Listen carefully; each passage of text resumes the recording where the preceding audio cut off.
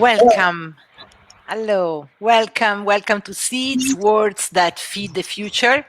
This is a series of online events that's organized by the CMWC, the Euro-Mediterranean Center on Climate Change, in collaboration with the Green Project Society.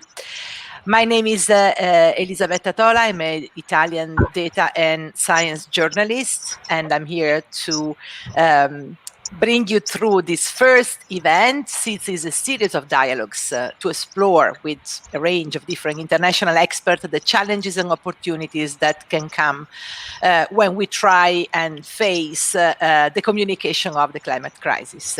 And this series of events is organized within the framework of the Climate Change Communication Award Rebecca Balestra. It's an initiative by the CMWC to promote the award for the best communication initiatives that spread awareness on the climate crisis and on climate change through education, advocacy, the media production, and social engagement activities. You can also submit your communication project to the URL that you see passing down here in the banner. So it's cmccaward.eu. And you see this URL going through the entire event tonight. The deadline for the application for the award is June 30th. So you have a little bit more than a month to submit your project. Tonight, we have the pleasure to speak and chat with Ed Kashi, a world-renowned photographer and photojournalist and writer, educator, activist. Ed Kashi has a very long career and has been taking photographs on social issues, environmental issues around the world. He has won numerous awards. He has realized a photo exhibition, but also short film and documentaries, and he has launched a number of initiatives to raise awareness about different social and environmental issues. But I don't want to take time from Ed's presentation, so we'll leave Ed Kashi to introduce his work and to show us his picture, and then we will have time to chat with Ed. And of course, you can use the chat in the social media to connect with us, and we will be very happy to take your questions and comments about Ed's works and Ed's suggestions and hints and insights about how to communicate the climate crisis. Ed Kashi, the floor is yours. Thank you. Yeah, the world is not mine, though. No, the world not yet. Anyway, Elisabetta, thank you so much for the very kind introduction. Welcome, everyone, to this event. So I want to take a few minutes to talk about kind of my relationship to climate change and the environment as a photojournalist, as a documentarian, and then share some work with you from different projects and assignments I've done over the years that connect to these issues. I mean, from what I've seen as an unwitting witness, and what I mean by that unwitting is that I never expected to have the environment or certainly climate change be an issue or a subject that I pursued in the course of my career. But just by the work that I've done, some of the assignments that I've received, it has brought so clearly to me the issue of the climate crisis. My awareness of this issue began in the early 1990s. I was working on an assignment, a big assignment for National Geographic magazine, looking at water problems in the Middle East. And it was there that my mind and my eyes really were blown open to the, the impact of a lack of water and the potential for, conflict and of course, just the, human suffering and the misery that a lack of water brings. But this feeling reached a visceral crescendo. I think it was 1994. I was sitting in traffic in New Delhi in India in one of these literally like 3-hour traffic jams. And I started to be consumed by the fumes, the toxic fumes from all the idling vehicles.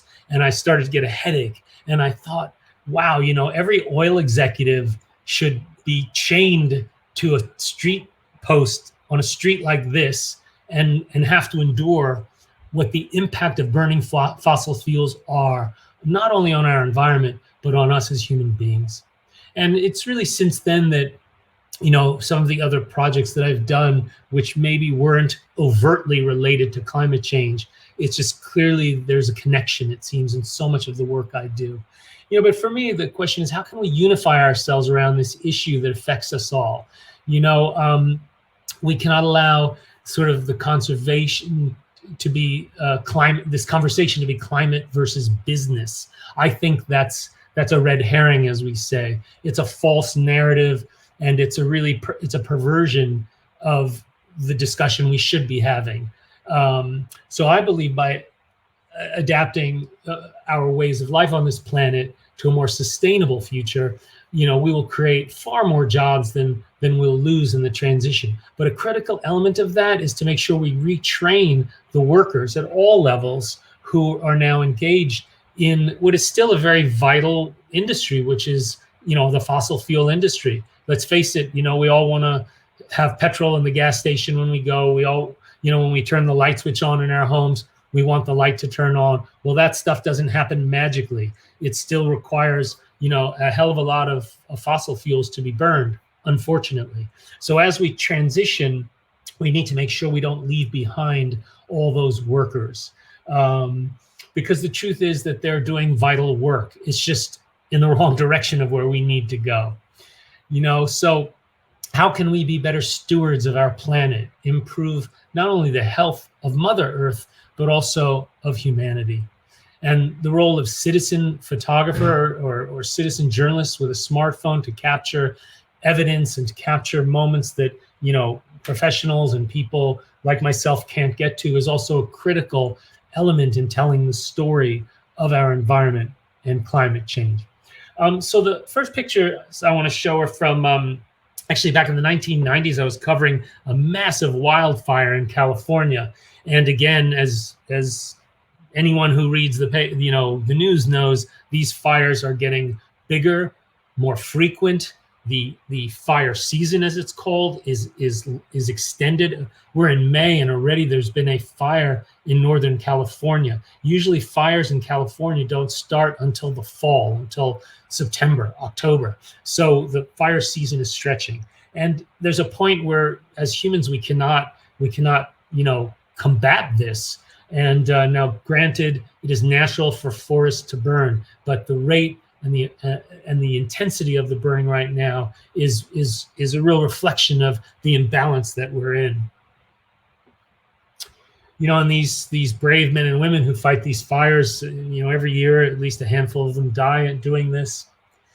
The interesting challenge of capturing pollution and climate change is that quite often the images are beautiful. They're not necessarily devastating or they don't, in a sense, reflect the feeling or the facts, if you like. So an image like this, which, is quite beautiful scene, Northern California, but the reality is that red glow and that haze is because of this massive forest fire. Well, recently, just 2 months ago, I went back to Northern California on a documentary film project about the environment, and I was able to spend a few days with a Native American tribe that were doing what they call controlled burns. It's part of like their cultural heritage, because ultimately, from the beginning, these were the people who inhabited the continent of what is now North America. And the thousands of native tribes, especially those who were in forested areas, had figured out ways to manage the forests. And so they would do controlled burns to not only make sure there was not too much fuel in the forest, but also that it's a form of regeneration. And it was really amazing to experience this. And this was just 2 months ago, so it's very fresh.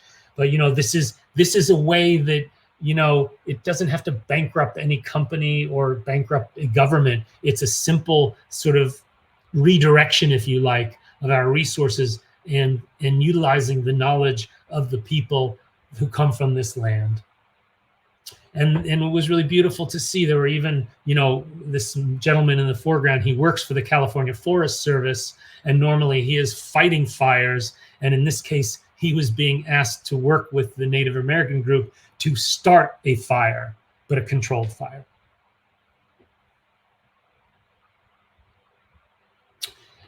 In 2014, I went to California to work for the New Yorker magazine to work on a short film about the terrible drought, which at that point was in its 5th or 6th year. And apparently now in California and much of the Western states, not just in the United States, but in other parts of the world, there are these unprecedented droughts. And we looked at it through the prism of sheep farmers who are mostly of Basque and Spanish and Portuguese origin in California. And again, just looking at the devastation of the land when we have these bigger, more extended, more fierce droughts. This image is literally like 500 meters away from where the famous picture by Arthur Rothstein was made in the 1930s. He was part of the Farm Security Administration, which was a governmental organization that actually launched the careers of some of the greatest photographers of the 20th century, Dorothea Lange and Walker Evans and Gordon Parks and so forth. But we went back to Oklahoma. This is the panhandle of Oklahoma near Texas, to go to the exact spot where he had made that famous picture, whatever it was, 70 years ago, because there was now a drought again.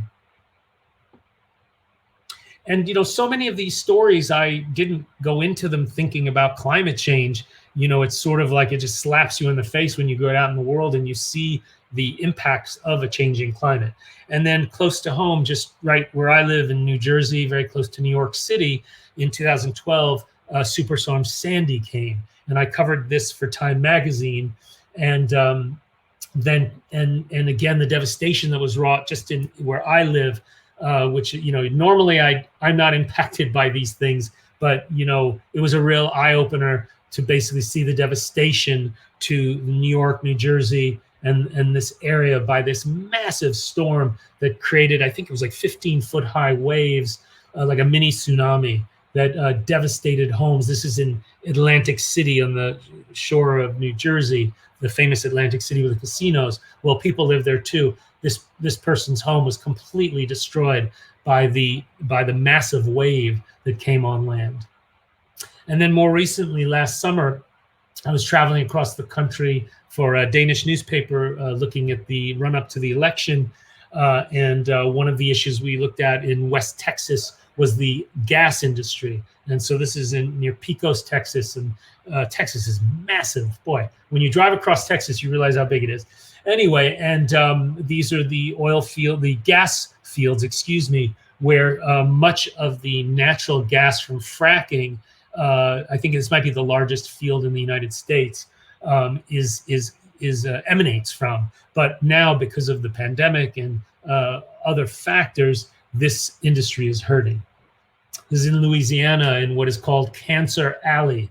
This is just right outside of New Orleans and along the Mississippi River, where there are, hundreds of oil and gas facilities and other industries. And there's such a high incidence of asthma and cancer among the people who live near these facilities. And this is unfortunately continually true in America. I don't know about the rest of the world, where so many of these facilities are located next to communities of color, and often African American or Latinx.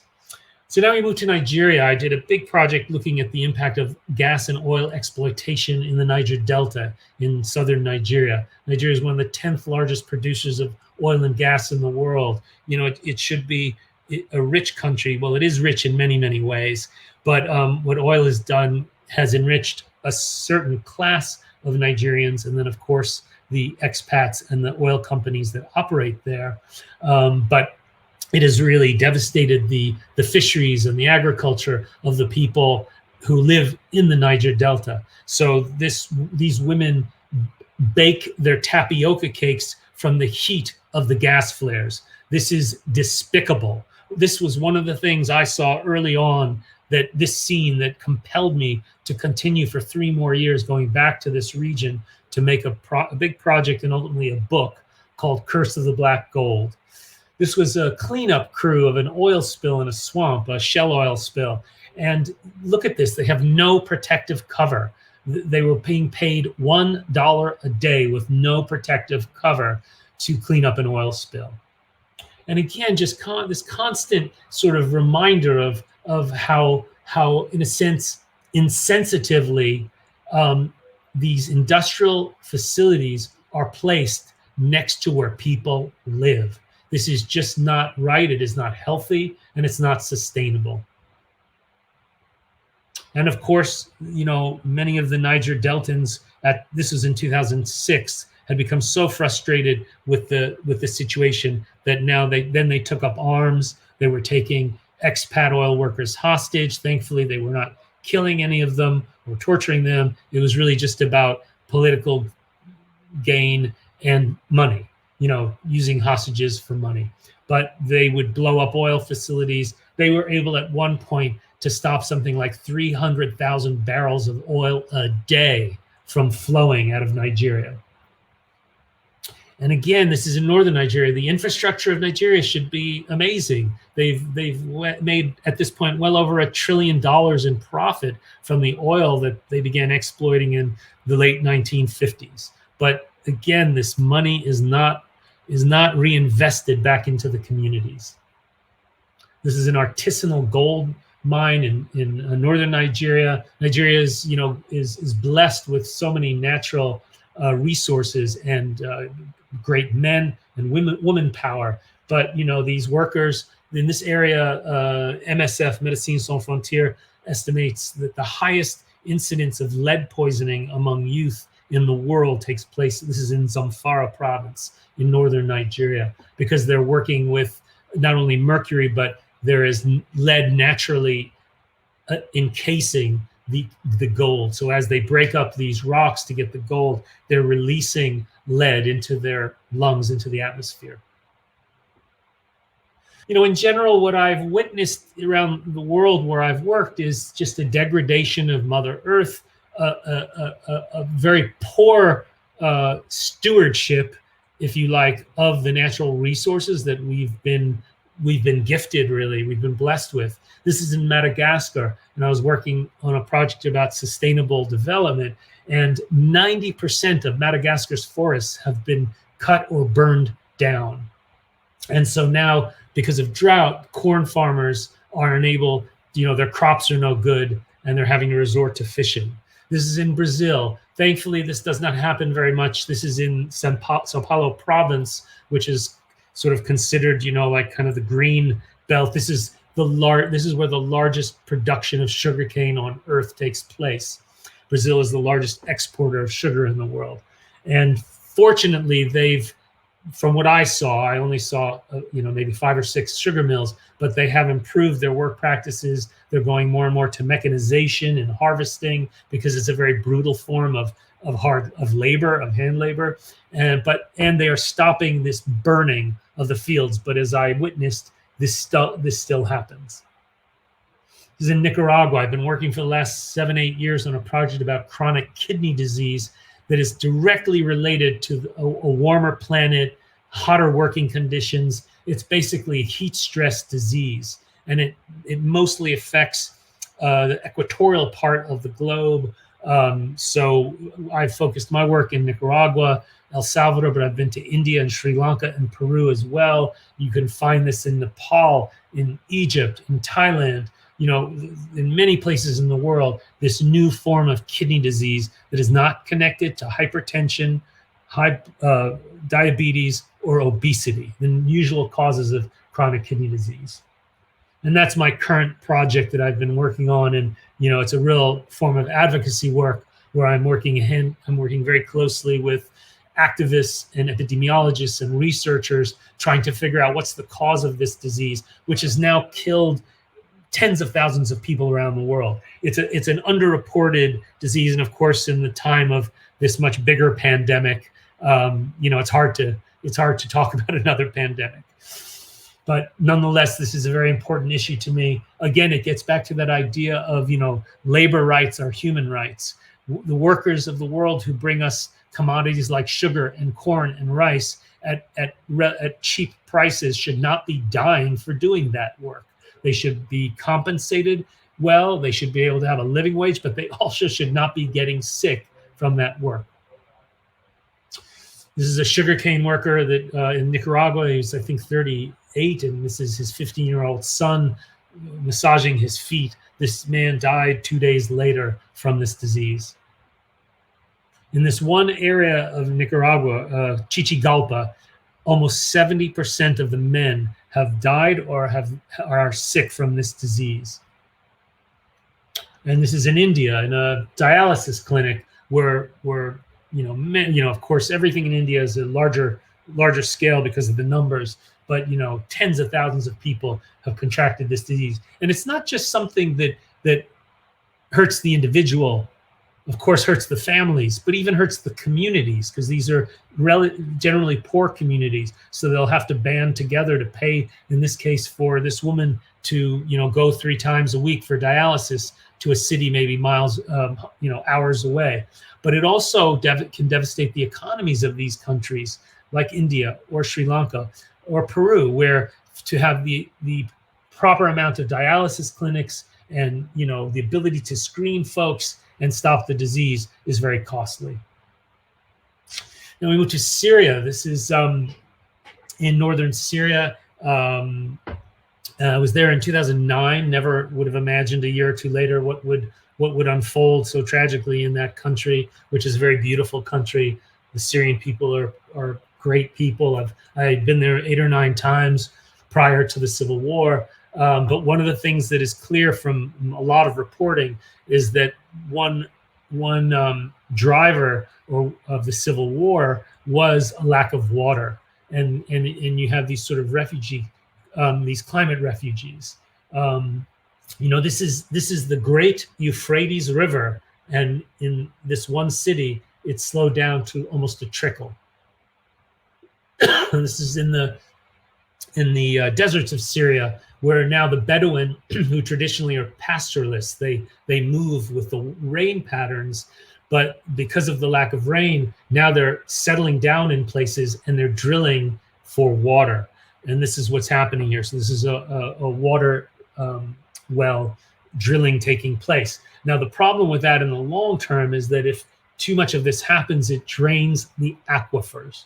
And when you combine that with the lack of rain, then you have a real problem in areas like this. The same thing is happening to a certain degree in the Central Valley of California, what is considered the breadbasket of the world in many ways, but of the United States for sure.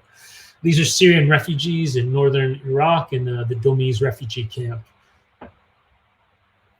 So that's it for my presentation. And should I stop sharing my screen or? Thank you, Ed, for all of these amazing pictures and photographs, and also for the stories. You really gave us like a tour of the world in these few minutes, and I think we have a lot of questions. So first of all, I want to remind everybody who's following us on the different social channels to send your questions and or your comments, and we can, of course, use them in the conversation with Ed Kashi. Again, I want to remind you also that this conversation is organized in the framework of a communication award organized by the Euro-Mediterranean Center on Climate Change, and you see the URL here in the banner where you can submit your communication project about climate change, about the climate crisis, and you can do that until the end of June. June 30 is the deadline. So, Ed, because we're talking about communication and the possibility of using every type of communication channel and effort and strategy to make sure that we really understand what the climate crisis here is. Can you tell us a little bit more about how you actually organize your shooting, your project, and how you actually work about your photography and your photography philosophy behind it? Yeah, wow, that's a big question. So, I mean, in general, my philosophy towards this kind of work, what I would call advocacy work or, documentary work that is really meant to be a part of change, not only to raise awareness. I begin with, finding an issue that I truly care about. So then I'll be willing to put that energy and make the sacrifice of time and so forth, to go out in the world to make these pictures. And then it's a matter of partnering well. I love working with writers and journalists because, of course, they'll always bring more to the story than I'll. No matter how good I may be, I'll always be better with someone else. And of course, writers and journalists bring a level of investigative instincts and being able to ask questions and follow up in ways that I might not, as a visual storyteller, think about. So, but there's also the partnering with, whether it's academics or it's activists or in some cases, like in Nicaragua now, the sugarcane mill did a 180, and now they are working with the activists to implement a program to improve the lives of the workers. So in some cases, you might even be working with, corporate representatives. But in general, whatever it may be, whether it's an NGO, a foundation, a nonprofit, the media, academia, maybe even corporate or government entities, the idea is to partner correctly, smart, so that then the work I create as a storyteller, because I have an activist heart, but I'm not an activist, I'm a storyteller, then they can use that material to advocate for the change, to raise awareness, and in some cases to even maybe change laws or business and labor practices. And that's the ultimate goal. How important it is for you to make sure that your photographs are framed properly, are told also in words in a properly way? That's critical. Oh my gosh, this idea of contextualization. How do we contextualize the work we do?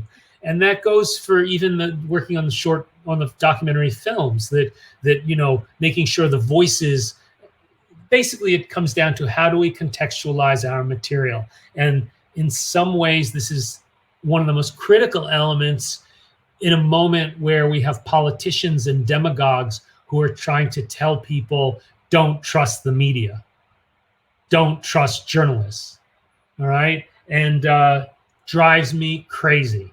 But anytime a politician says that to you, then you can assume that if they're not authoritarian, they're definitely a demagogue, and you should not believe them.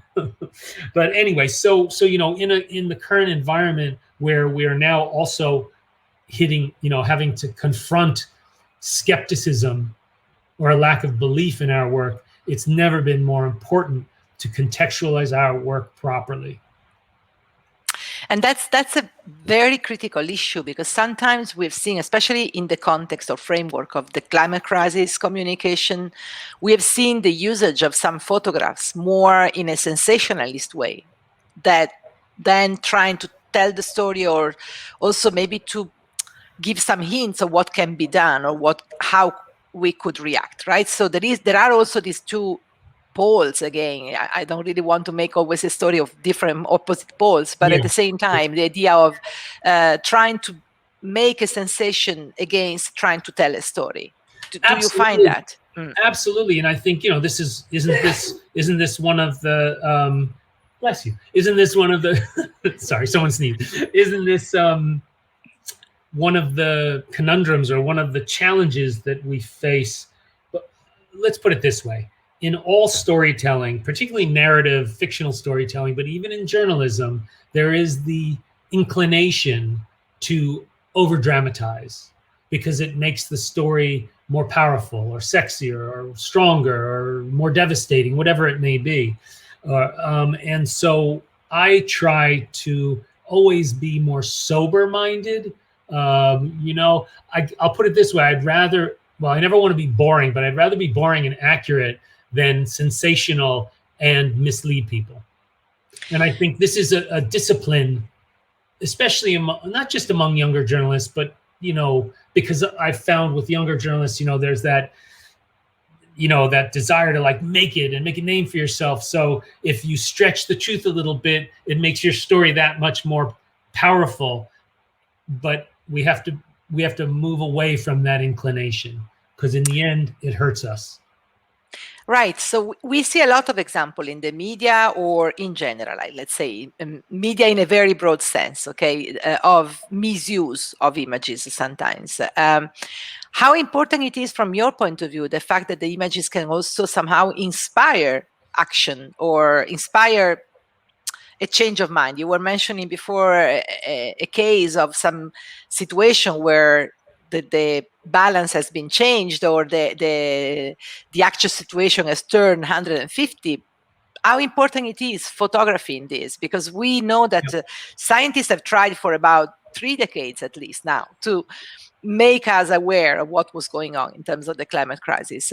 But obviously numbers and graphs are not very easy to interpret, or they're not really maybe clicking the right the right level. So how important it is that photography can actually do that? Yeah, well, I think photography and sort of the visual storytelling, the visual language is critically important now, because I think, let's look at Instagram. Well, social media in general, but like Instagram is such a, it's like a proof of concept that the globe is addicted to looking at pictures of everything, it seems. And we now have platforms that make it so easy to connect with each other globally and share not just images, but all information. But there's no question that images seem to be ascendant, but I don't know how we get through, that segment of the population, wherever we are in the world, who refuses to believe in climate change. I don't know if anything can change their mind at this point, other than direct impact on their lives, that they get cancer, God forbid, because they're near a facility, or their kids get asthma, or whatever it may be, or there's a huge flood, or some kind of a tsunami or hurricanes, things that are abnormal in the climate, which impacts them. So, but besides that segment of people, there's a whole swath of humanity that is open-minded and quite frankly believes that the climate is changing and something must be done about it. So the way to get to those folks is by telling accurate and truthful stories and using images that not only that humanize it. I think that's probably the best way of putting it, that makes it tangible or visceral for them. And that can be showing something really bad, or it could be showing a solution, of course. Yes. Right. Yeah, more on the solution, Ed. I think that's a very important point. Very often, again, if we look at the past communication of climate crisis and the climate change issues, they've been focusing a lot on the problem. I mean, they still are, of course, because the problem is complex and it's very, very, very big. But how important it is also to show that we can do something about it from your point of view? Actually, in some ways, I think it's the most important thing right now to do. And again, it's not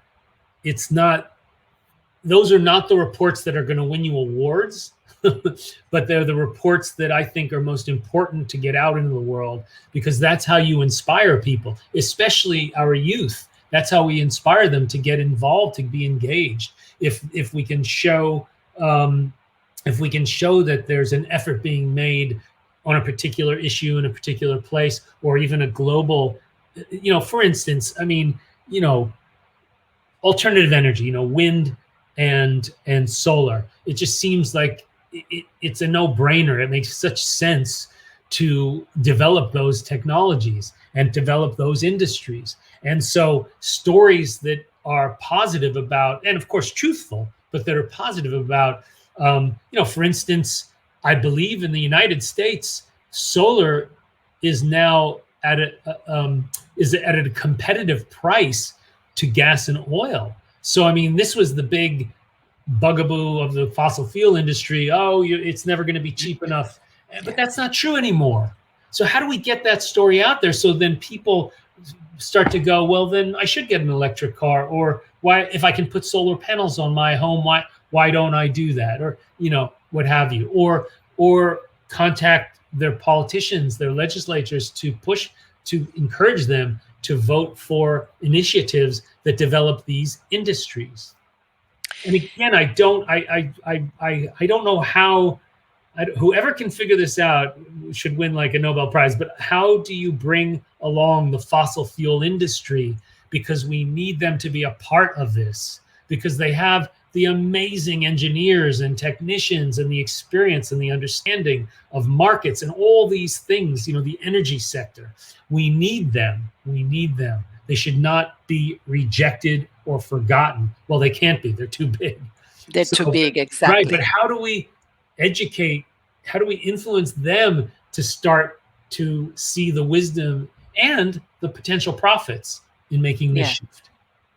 Yeah, I guess on that, there are maybe initial interesting examples, right? Or a discussion, at least, on the table. You mentioned during your presentation that there was a very specific, almost visceral moment when you decided to, or felt the gravity of this big issue, right? So the weight of the crisis, and you felt that you had to commit more to tell stories about the environment. So I think it's very important if you can share that with us to see. I mean, you've been traveling around the world, you've been documenting many different stories, many different places. Have you seen a change of attitude toward the environmental issues, and particularly on the climate issues?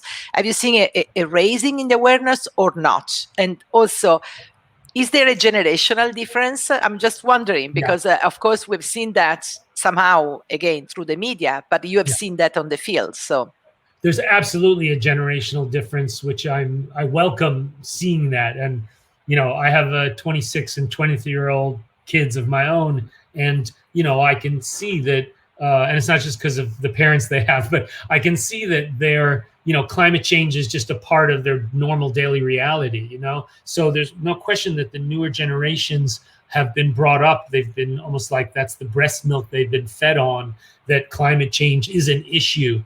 And I think depending on where you are in the world, it's a very real visceral issue if you're impacted by it. If it's something that's far away, then it's like, okay, yeah, there's climate change, but my life is the same, So I think but anyway, so I do believe there's generational change. I also believe that just in general, climate change is the awareness of climate change and the acceptance of it without question globally has taken off. Is it where it needs to be to make real change? No, but there's no question that we're moving, humanity is moving down that path. And I have to believe that it will engender changes, whether the oil industry wants it or not, whether it's in how academia is set up, what it teaches, how parents talk to their kids, all of these sort of organic grassroots development of a way of thinking. And that's where visual storytelling and reporting on this issue comes into play. That how do we find stories that will really connect with people so they get it? And they're not thinking about the political dialogue that's up here. Well, actually, it's really way down there in the gutter. But they're thinking about what they see and feel and smell with their own eyes. Right. And did you witness a change also in the photojournalism environment, or there is a question here on that? We said, do you think that photojournalism has been changing its approach to climate change in the latest years or not? Photojournalism, and if I may add, also in general, the journalism. So have you seen a changing approach in the latest year or not? Oh, no, I definitely see a change. And, in my position, I'm within my little field of photojournalism. I do a lot of judging of contests, global contests, and I see more and more submissions by photographers of all ages who are clearly like their mission is related to climate change or environmentalism.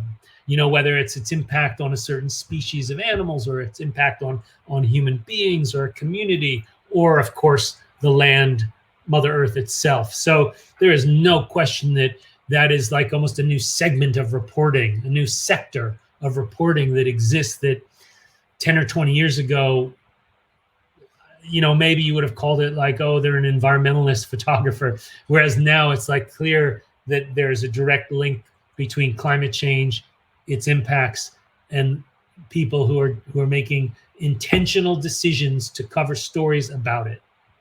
Yeah, there is also a number of climate reporters being hired or at least involved in media newsroom. And I think that's also a sign in that sense that is telling us that obviously even the general media are definitely putting more attention and more focus and effort in telling stories that regard the climate crisis and its impact. Stefania is also asking, which is the role that science plays in your work? How do you integrate science in your vision and practice of covering climate-related issues with images? Are you collaborating with scientists? You mentioned that before, that's Mauro again. I'm sorry, but again, yeah, it's very important to know how you actually do that. What kind of collaboration you actually have with the scientific community? Yeah, well, probably the best example would be this kidney disease project, where I don't launch into a new story until I've had it confirmed by the scientists and the epidemiologists and researchers that are working on it. So that's generally how it works. Now, on projects that are some of my other projects that are, let's say, the work I did on the drought in California a few years back, we consulted with water scientists, hydrologists, and other scientists and environmentalists in California, again, to get the facts straight, because and I've learned this through just sheer the number of years I've been working in through experience, that the more you learn about something, then as a visual storyteller, it's like you see things that you otherwise wouldn't have seen. So something that could be, I can't think of an example, but something like a type of tree or a particular condition that if you're not educated, you'd be like, I don't know what that is. But once you're educated, like, oh, that means something. And so then my challenge is, how do I make a photograph of it,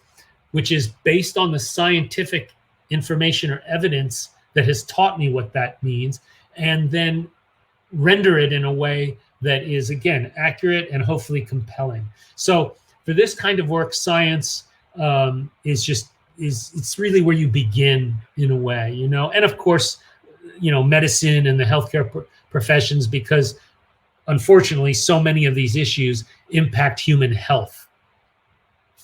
Yeah, right. That's also one of the things that really strike about your work, is that the connection between environment and health and the different dimensions of our life become very clear, right? Once you put them together, like the idea that you're working in an environment which is not healthy, and then people are forced to maybe feed with food that's grown in an unhealthy situation, and so on. So that's also a very interesting connection that very often we don't make immediately. One thing, Ed, I'd be very curious to ask you, which is, you mentioned something before about when Hurricane Sandy arrived near to where you live, right? And you said, I don't usually experience that near home, like near my place. So do you think that that's also something that maybe is changing? Many of us think that we are safe from the consequence of impacts, right? And we think it's an issue and the problem that has to do with other places, like remote places. But maybe in the last few years, a number of events are changing this kind of perception, maybe. But that's definitely something that you must have seen in your different journeys, right? The fact that this is not something that can really spare some of us. None of us is really completely safe in that sense. Yeah, no, absolutely. In the same way that I have colleagues who were in Washington, D.C. on January 6th who have covered war, and they, after that day of insurrection, they were like, I'm used to going somewhere else to cover conflict. I never imagined I would cover it on the streets of my own capital city. So, unfortunately, sometimes it takes that to wake people up and to realize that, we need to change things. Let me rephrase that it can impact us, that it isn't something that other people experience and other places experience, and for me, without question, Hurricane Sandy we lost power we got off easy, but I mean, a neighbor, their house was destroyed by a tree that fell just 2 houses away from me. It was undeniable, the power and the impact. Look, when Mother Nature decides to like kick our asses, she can do a great job, and we really can't do much. So my philosophy is, how do we keep Mother Nature happy? Right. But on the other side, you also mentioned, and I think it's always very important we remember that the inequalities and the imbalance are very big, right, in terms of the impact. And there are places where lots of people are suffering. Like you mentioned India, and I'm thinking of what India is going through at the moment, right, with the COVID crisis, of course. But the fact that there are places where you have so many people living in difficult situations and conditions. You mentioned Nigeria and many other places, right? So there is also an issue of amplification of inequalities and imbalance. Mm-hmm. Yeah, it's a great point. Great point. And I should have shown the trailer to this, but a new film that my wife and I, it's her film that I worked on with her about.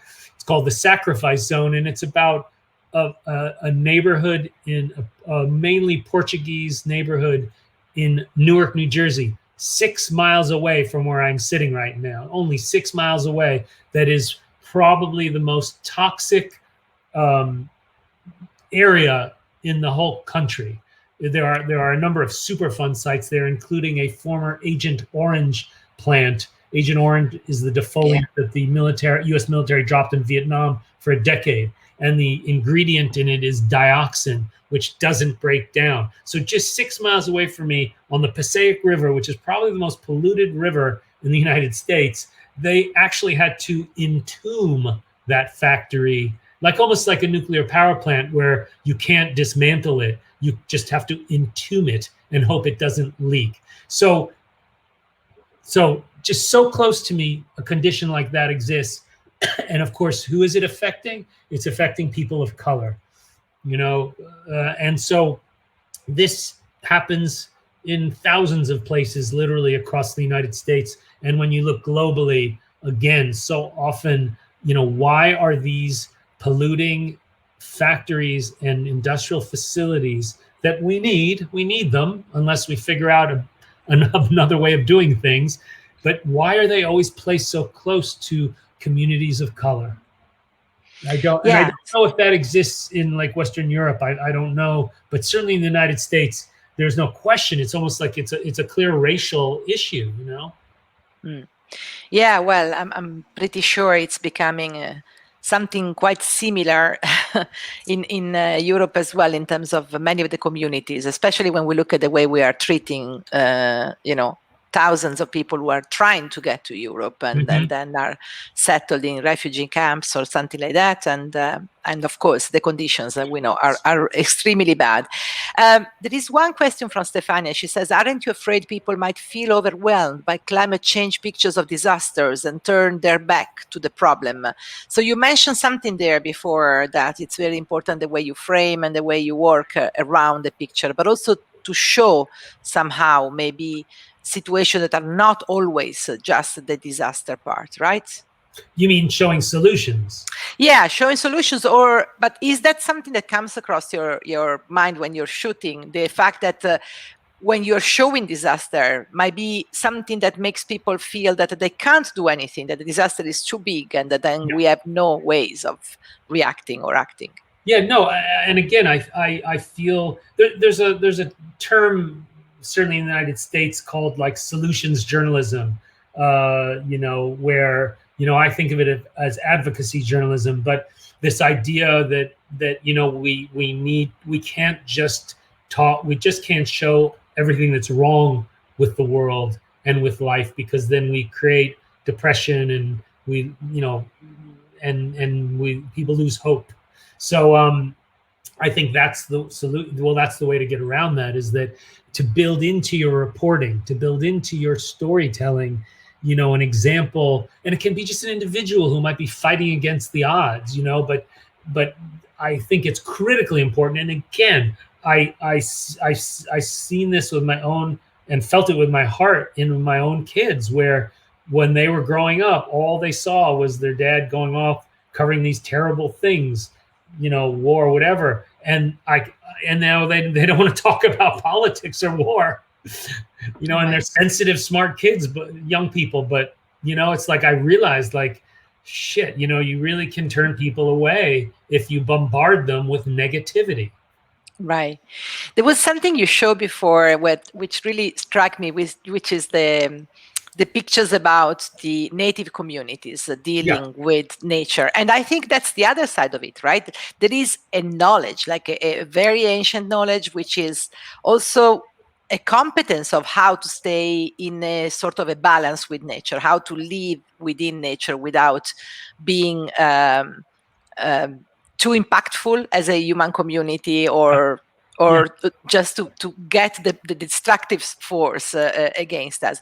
I think in the last couple of years, at least, even at international summit and so on, we are going back to have more care or more interest towards what are the indigenous knowledge and the ways of dealing with of staying in a better balance with nature. I'm sure you witnessed a lot of these experiences as well. I've witnessed some of it. I want to witness more.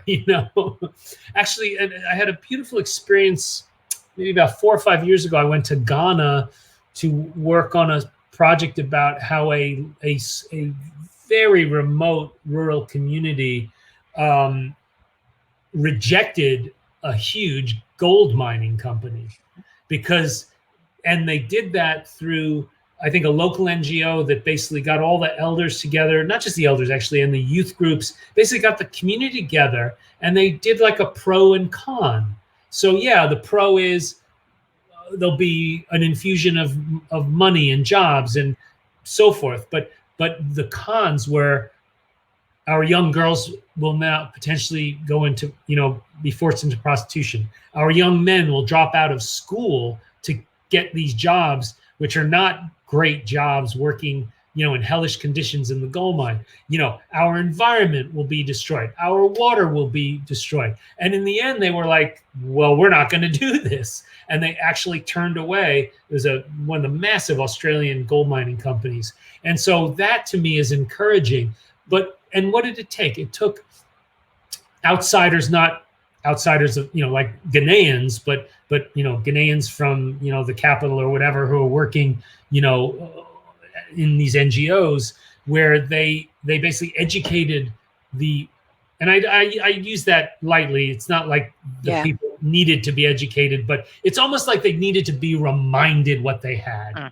That's exactly what it was. And I remember that at one point the young man was taking me around and he was showing me, well, this is a neem tree and that's another, he's showing me all these trees, and he was explaining how what they learned through this process of rejecting the gold mine was how just the crops and the foliage that are in their village work together. How one tree will grow at a certain time of year to give shade to another tree, and all these beautiful, like, natural rhythms that were going on around them that they weren't aware of, because they worked the land, but they didn't understand, so I look at examples like that as extremely encouraging. And again, it's not about being anti-gold or anti-gold mining companies, although I will say that they often wreak havoc. Unfortunately, they wreak havoc, so I don't know. I mean, I'm not that into gold anyway, so. No, it's an interesting case, though, of not only of rediscovery, but really true appreciation of a competence and a knowledge that sometimes we kind of tend to dismiss as not rich enough or not developed enough or whatever. Absolutely. And, I hate to say it. Well, I don't hate to say it, but it really connects directly to colonialism. Absolutely. I mean, hundreds of years ago, when Europeans, it seems mostly, went to these places and basically told them, your religion is no good, your hygiene is no good, like everything about your life is no good, and then forced them into these submissive roles. And in a sense, and this is what I witnessed a couple of months ago in California, where the elder of this tribe is super smart and switched on. He doesn't need anybody to tell him, anybody outsider to tell him what to do. And he is determined to teach not only the members of his community and tribe, but outsiders. You know, there were young students from University of Davis in California, great agriculture school, you know, from Berkeley, from many different places that were all coming to learn from him and take part in these controlled burns. So there's a lot of good things happening on the ground level, and it's true they need to be reported more so that they aren't viewed as one-off kind of weird stories, but they become the norm. Right. So lots of stories that can be the focus of the communication project, the photography project, and so on. So Ed, we only have 1 minute left, and I would like to ask you really one last quick question. Since we are talking about climate change communication award, I want to mention again, it's in the name of Rebecca Ballestra, and this award is really open to lots of people, and they can send their project to this URL that we have seen in the banner, so the cmccaward.eu. Is there any advice you could give, for example, to young people who want to start a photography project or something like that? How could they approach that? I'm sure there are lots of technical things, but really, what's at the core of starting something like that? Well, you know, again, this is not a cheap profession, being a photographer or a filmmaker. So I always say start within your means. So start locally. Look around wherever you are. What is an issue, or what are the issues related to the environment or climate change that are most impacting your community or your country or your state or province, whatever the delineation is, and or maybe there's an industry, you know, maybe there's an industry that you feel is doing something that's not good, or maybe they're doing something great. Maybe they're, you know, installing new equipment to make their factories burn cleaner, whatever it may be. But I would say start locally and look for an issue where there's a problem, but there is a solution to address it. And to me, I think those are the most important stories to be told about this issue. So we continue the drumbeat of there's a problem out there, but there are solutions. There are people, organizations, entities that are working to try to solve them. Ed Kashi, has been fantastic talking with you. Thank you so much for being with us tonight. And so the next appointment with the Seeds Words That Feed the Future initiative is with Eric Corey-Fried on architecture and nature. And that's for May 25th, 6 p.m. And with this, I think we can leave everybody free. And thank you again, and good night to everybody. Ciao. Ciao.